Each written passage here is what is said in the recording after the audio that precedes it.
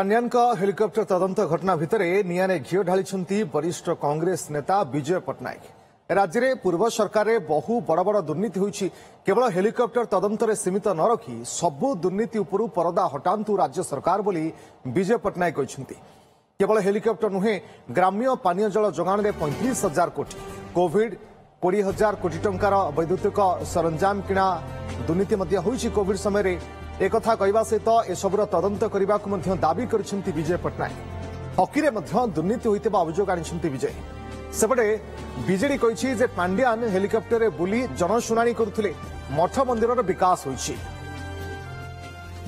जो कोविड समय जो प्रकार दुर्नीति होइथिला, मास्क किणा हो किंबा विभिन्न सरकारी बेसरकारी डाक्तरखाना जो भाव में विभिन्न प्रकार रोगी मान को देखई दिया गला, जो प्रकार खर्च करागला तार कौन प्रकार ऑडिट होइछि कि?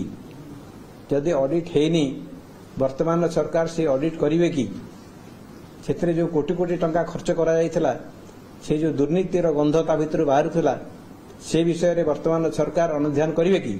ये हला मोर द्वितीय प्रश्न।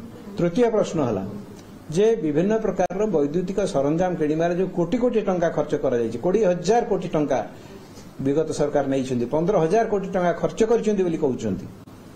से कोउथि पे खर्च करा जाइछि, तार ऑडिट हेछि कि? जदि ऑडिट हेछि ताले सेटा वर्तमान जे टाटा पावर को ठीक भाव में हस्तांतर करा जाइछि कि? जदि हस्तांतर करा जाइछि ताले तार वैल्यूएशन रे सेटा को निया जाइछि कि?